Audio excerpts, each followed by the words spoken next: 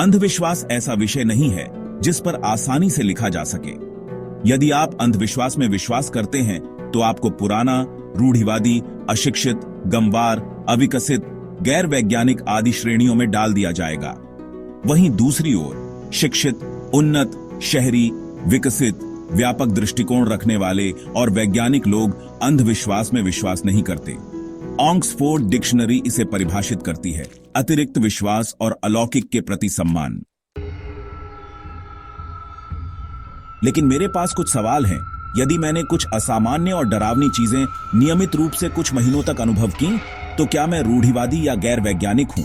क्या आधी रात को मेरे दरवाजे पर दस्तक सुनना मेरा अंधविश्वास था?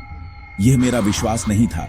सबसे पहले मैंने ही यह दावा खारिज कर दिया था जब मेरी पत्नी ने पहली बार बताया कि कोई मेरे दरवाजे पर दस्तक दे रहा है। यह आवाज ऐसी थी मानो कोई इंसान बाहर से दरवाजे पर दस्तक दे रहा हो। मैंने इंटरनेट पर खोजकर इसे वैज्ञानिक कारण बताया कि लकड़ी की कुछ प्रकार की सामग्री आवाज उत्पन्न कर सकती है। लेकिन मेरी पत्नी ने एक अधिक शक्तिशाली और तार्किक सवाल पूछा। सभी दरवाजे एक ही सामग्री के हैं और ये कमरे हमारे कमरे के दोनों ओर हैं, तो सिर्फ हमारे कमरे का दरवाजा ही ऐसी आवाज क्यों करता है? इसका मेरे पास कोई जवाब नहीं था। मेरे कमरे का दरवाजा मुख्य दरवाजे के अंदर है और यह हॉल में खुलता है। कुछ दिनों तक दरवाजा आवाज करना बंद कर देता था, लेकिन फिर शुरू हो जाता था। मैंने जांचने की कोशिश की कि यह कौन हो सकता है जो मेरे दरवाजे पर दस्तक देता है। जब भी मैं दस्तक सुनता, मैं जल्दी से उठकर दरवाजा खोलता, लेकिन मुझे कोई नहीं मिलता। मैंने कई बार मोबाइल फोन को रिकॉर्डिंग मोड में रखा।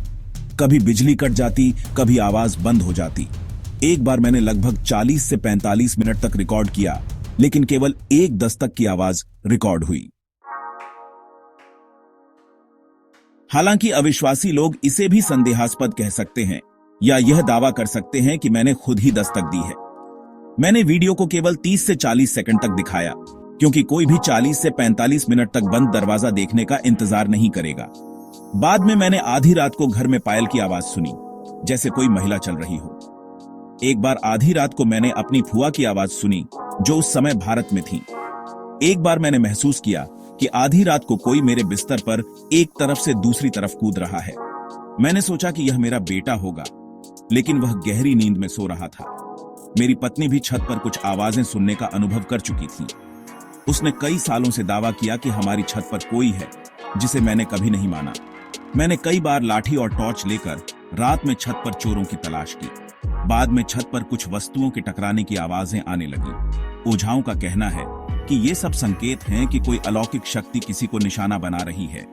उनका दावा है कि ये किसी चुड़ैल द्वारा भेजी गई शक्तियां होती हैं, जो बीमार करने या हानि पहुंचाने के लिए होती हैं। कभी मैं खुद अखबारों में लिखता था कि चुड़ैलें मिथक हैं। मैंने हमेशा भूत प्रेत और अलौकिक शक्तियों के अस्तित्व को नकारा था। लेकिन अब अपने अनुभवों के बाद मुझे अंधविश्वासी कहे जाने से कोई आपत्ति नहीं है। लेकिन अलौकिक शक्तियों के अस्तित्व को कौन तय करेगा? यह कुछ ऐसा है जैसे एक फुटबॉल खिलाड़ी संगीतकार को सिखाने की कोशिश करे। दोनों के पास अलग अलग रुचियां, पेशे और अनुभव हैं। एक को दूसरे के बारे में टिप्पणी करने का कोई अधिकार नहीं है। मुझे एक अनुभवी ओझा से सलाह लेनी पड़ी, क्योंकि सिर्फ हनुमान चालीसा का पाठ करने और हर दरवाजे पर भगवान हनुमान की तस्वीरें लगाने से समस्या खत्म नहीं हुई। मुझे, जो कभी खुद को नास्तिक मानता था, ओझाओं के पास जाना पड़ा। यह समस्या पहली बार में नहीं रुकी। मुझे कई बार ओझाओं से मिलना पड़ा। प्रकृति विशाल और असीमित है। वैज्ञानिक इसे समझने की कोशिश कर रहे हैं और उन्होंने कई उपकरण और तकनीकें खोजी हैं। लेकिन इसका मतलब यह नहीं है कि वे वह सब नकार दें जिसे वे नहीं जानते।